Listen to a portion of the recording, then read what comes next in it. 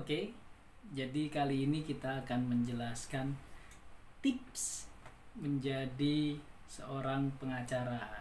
Nah, kali ini saya juga ingin berbagi nih, menjadi pengacara itu tipsnya apa sih? Oke, jadi gini teman-teman. Pertama, ketika kita menjadi seorang sarjana hukum nih ya, lulus menjadi sarjana hukum, memilih menjadi profesi pengacara. Nah, di sini teman-teman ada yang perlu diperhatikan. Pertama, teman-teman harus menguasai materi hukumnya, minimal dasar-dasar hukumnya. Selanjutnya, teman-teman juga harus mencari kiblat nih, karena pengacara itu banyak karakternya, banyak bidangnya gitu. Jadi nggak semuanya pengacara itu sama. Sepengalaman saya, pengacara itu memiliki kelebihannya masing-masing. Nah, itu yang perlu teman-teman cari, kelebihan teman-teman dalam bidang hukum atau untuk menjenjang karir sebagai pengacara. Teman-teman harus perhatikan teman-teman pada di bidang mana, itu bidang pidana kah, perdata kah, atau bahkan ada hal-hal yang khusus, misalkan perpajakan. Terus ada juga dikhususkan misalkan mendraft gitu kan. Dan ada yang memang banyak hal lah. Mungkin teman-teman ya bisa lihat pengacara-pengacara di daerah masing-masing. Nah, selanjutnya teman-teman harus perhatikan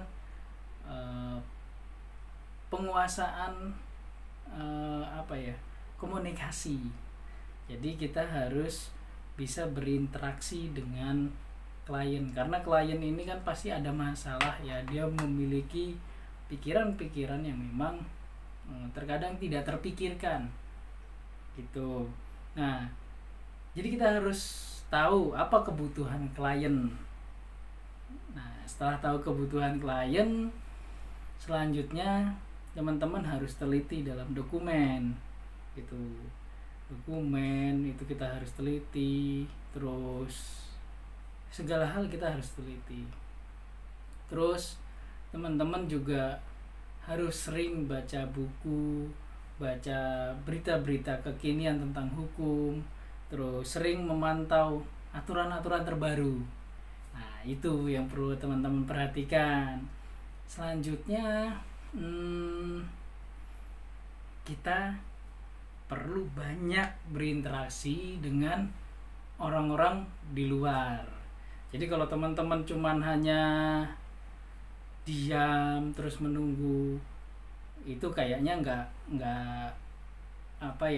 pas deh. Jadi teman-teman harus keluar, berinteraksi satu dengan lain, memperkenalkan diri, saya lawyer atau saya pengacara atau saya advokat. Misalkan kalau teman-teman masih ikut dengan orang lain, sampaikan kami masih di kantor ini. Nah, kalau misalkan teman-teman sudah punya kantor, sampaikan saya sudah punya kantor. Nah, gitu. Nah, selanjutnya kita harus memperhatikan. Ada yang harus kita perhatikan, bahwa tidak semua bisa diterima oleh kita. Itu kembali kepada nurani ya. Kembali kepada nurani kita sebagai lawyer misalkan gitu. Oh, kita tidak menangani kasus apa kan gitu. Nah, ketika misalkan teman-teman bertemu dengan itu, ketika bertentangan dengan nurani, dipaksakan, biasanya nggak nyaman kita gitu. Akhirnya teman-teman juga harus menseleksi gitu, menseleksi mana yang sesuai dengan nurani. Ketika tidak sesuai, jangan dipaksakan teman-teman, pusing. Nah, dari situ nanti teman-teman bisa terus berkembang dan berkembang. Nanti akan banyak kejadian-kejadian yang kita sering temui. teori bicara tentang bagaimana kita harus menyikapi, akan tetapi fakta bagaimana kita harus membuat solusi. Jadi tidak semua masalah-masalah yang hadir atau masa-masa yang dibawa oleh setiap klien itu harus dalam persidangan, itu harus masuk buat laporan. Tapi ada juga yang bisa diselesaikan secara kekeluargaan atau musyawarah. Nah, jadi banyak hal. Jadi teman-teman jangan kaku, kita harus fleksibel setiap menangani perkara. Dan jangan lupa bagaimana sih kebutuhan klien. Nah, kalau kebutuhan klien terpenuhi, maka itu selesai. Oke? Mungkin sekian dari saya. Selanjutnya nanti akan kita bahas lagi satu persatu lagi. Kali ini tips menjadi lawyer atau pengacara atau advokat. Oke? Terima kasih.